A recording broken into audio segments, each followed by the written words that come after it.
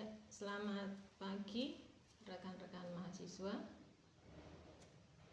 Ini adalah pertemuan ke-13 untuk mata kuliah metode PA di sekolah dan di jemaat. Namun untuk pertemuan ke-13 yang akan kita laksanakan pada hari Jumat tanggal 15 Mei 2026, waktunya jam 7.30 sampai jam 9:10.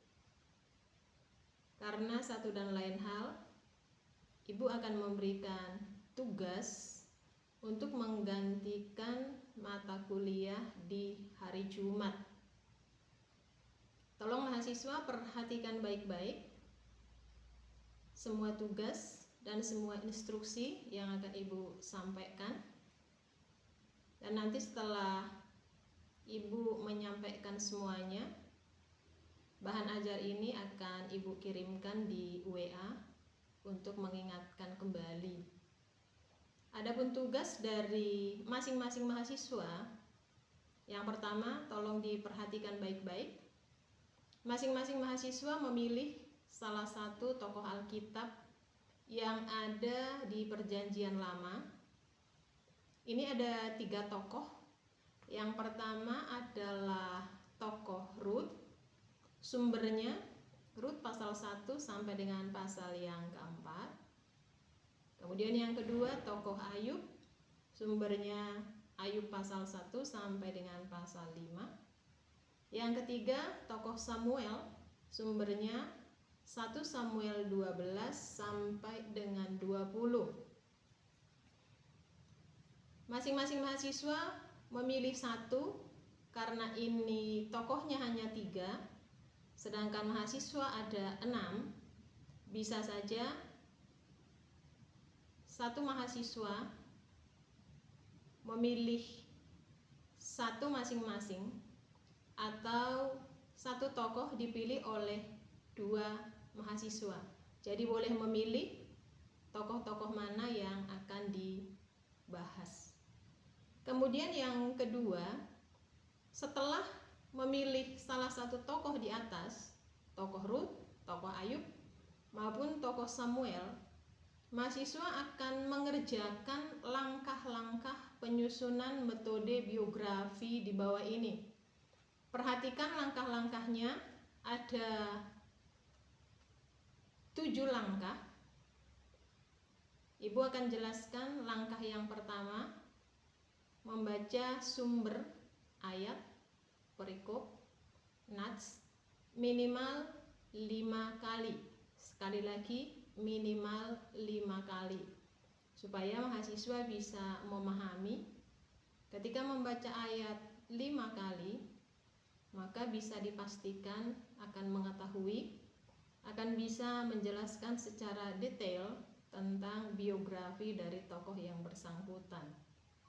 Langkah yang kedua, setelah membaca minimal 5 kali, menemukan, kemudian mencatat latar belakang histori atau riwayat hidup atau identitas tokoh yang bersangkutan.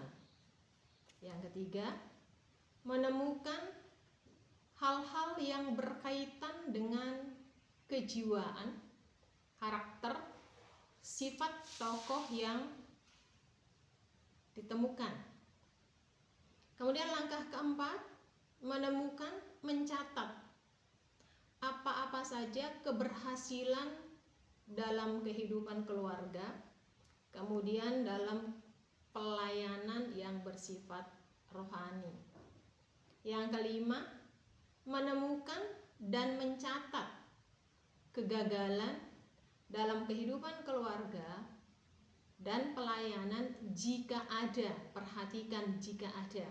Kalau tidak ada, tidak perlu ditulis atau dilewati saja langkah nomor 5. Kemudian langkah keenam, setelah menyusun 1 sampai dengan langkah 5, maka langkah keenam adalah menyebutkan apakah ada karakter atau kejiwaan, sifat dari tokoh tersebut yang dimiliki oleh rekan-rekan semua. Jadi kalau ada karakternya, ada kejiwaan dan sifatnya tadi yang sudah dicatat, yang sudah ditemukan dari satu tokoh itu, maka kita bisa melihat. Kemudian disebutkan karakter mana yang dimiliki atau sifat mana yang dimiliki, baik itu yang positif maupun yang bersifat negatif.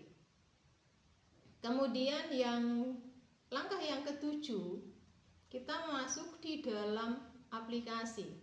Aplikasi ini terdiri dari dua bagian. Yang pertama, menjelaskan sejauh mana keberhasilan si tokoh untuk meningkatkan motivasi atau daya juang mahasiswa untuk berhasil dalam pelayanan, baik di sekolah ketika nanti menjadi guru agama Kristen maupun ketika melayani di gereja. Kemudian yang kedua, menjelaskan faktor-faktor apa saja yang menyebabkan kegagalan si tokoh. Kalau kita menemukan ada tadi kegagalan di dalam keluarga atau kegagalan di dalam pelayanan atau kerohanian, kira-kira apa yang menyebabkan kegagalan itu terjadi? Faktor apa saja yang menyebabkan? Nah, dengan kita mengetahui faktor yang menyebabkan kegagalan si tokoh, ketika kita mengalami kasus yang mungkin sama atau yang hampir sama atau bisa saja sama persis, kira-kira apa yang harus kita lakukan? Apakah dengan kegagalan itu membuat kita semakin termotivasi atau semakin menyadari kalau kita harus berjuang supaya bisa menghadapi kegagalan? Jadi dengan tahu faktor-faktornya, maka kita bisa mengantisipasi kegagalan yang mungkin terjadi. Itu langkah 1 sampai dengan langkah yang ketujuh harus diurutkan secara benar. Jadi tidak boleh lompat-lompat. Dimulai dari langkah pertama sampai dengan langkah yang ketujuh disusun secara sistematis. Kemudian perlu diperhatikan ada beberapa catatan penting. Catatan pentingnya adalah tugas ini dikerjakan sejak hari ini, ya hari ini hari Senin ya. Hari ini berarti masih ada waktu hari Senin, hari Selasa, hari Rabu, hari Kamis. Masih ada waktu 4 hari karena kita ketemu hari Jumat. Masih ada waktu 4 hari untuk mengerjakan. Ya, masih ada waktu 4 hari untuk mengerjakan. Kemudian silahkan dikumpulkan hari Jumat tanggal 15 Mei 2026. Silahkan dikirimkan via grup WA paling lama setelah perkuliahan selesai. Berarti paling lama pukul 9:10. Adapun untuk kriteria penilaian nanti akan Ibu sampaikan di bahan ajar ini secara detail.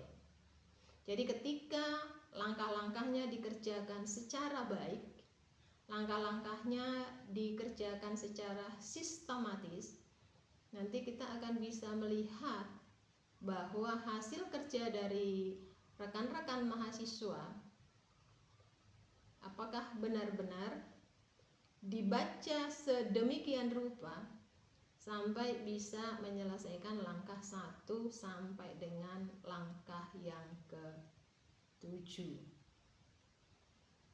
Kalau ada sesuatu yang kurang jelas, ada sesuatu yang kurang dipahami, silahkan bertanya via WA group, sehingga mungkin ada teman-teman yang lain yang mungkin pertanyaannya juga sama, bisa mengetahui, bisa tahu bahwa pertanyaan itu sudah ditanyakan di WA group. Dan nanti Ibu akan menjawab pertanyaan-pertanyaan atau kesulitan-kesulitan yang rekan-rekan hadapi ketika mengerjakan tugas ini. Harapan Ibu dalam waktu yang relatif lama, dalam waktu yang cukup 4 hari, Ibu rasa bisa mengerjakan secara maksimal. Itu yang menjadi informasi dari Ibu pada pagi hari ini. Dengan satu harapan, mahasiswa bisa menyelesaikan tepat pada waktunya. Selamat pagi, selamat mengerjakan. Terima kasih.